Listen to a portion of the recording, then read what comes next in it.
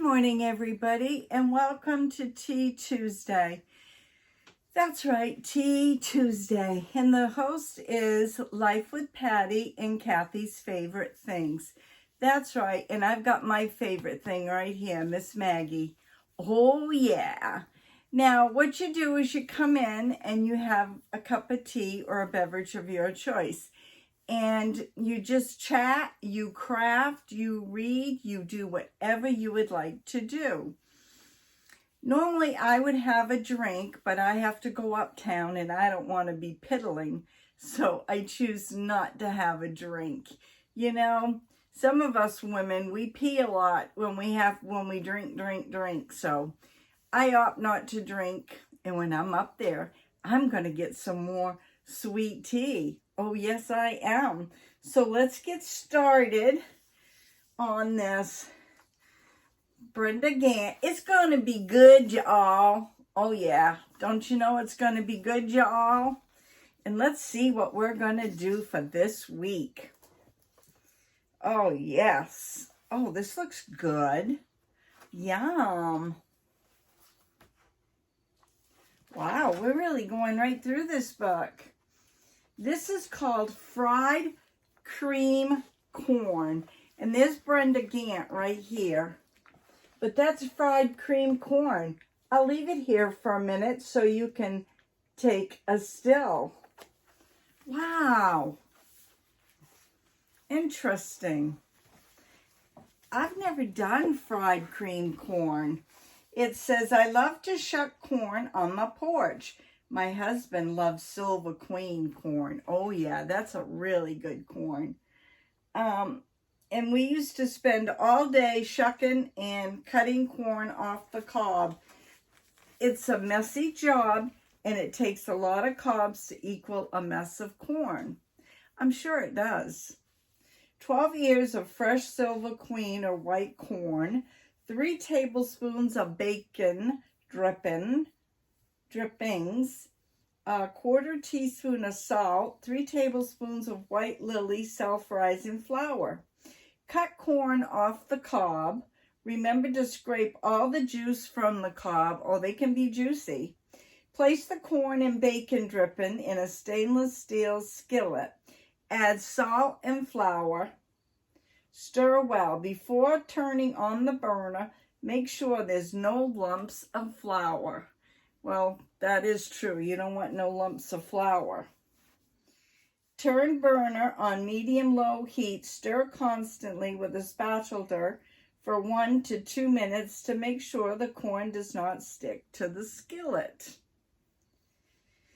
It will scorch quickly. Cook until the corn is hot and bubbly, about 10 minutes. Stirring constantly. Add just a tiny bit of water if the corn seems too thick. Note, don't use a cast iron skillet. For this recipe, it can turn the corn an ugly gray color. Now that's quite interesting now, isn't it? It says, after cutting the ends of the corn off and pulling the cob out of the husk, use a toothbrush to rub the corn and get all the silk off.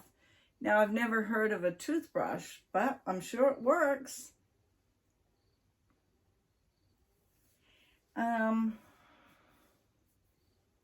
it says, soak the corn cobs in water so they don't dry out. A long time ago, people soaked the cobs in water while they were working so that flies wouldn't get to them. Oh, that's a great idea, too.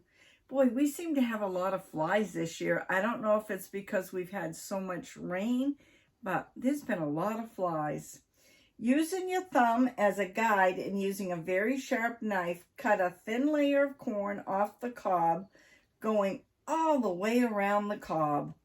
Then go around the cob again, cutting another thin layer off. Be sure not to cut too deep and get the husky part of the kernel. Now, I would find that very hard to do. Using the blade of your knife, scrape the cod to get all the water and juices. This is what makes the good cream really good. You'll have small slices of kernels and juice from the corn. Repeat the steps until you've got enough. It takes a lot of work, but I promise it's worth it.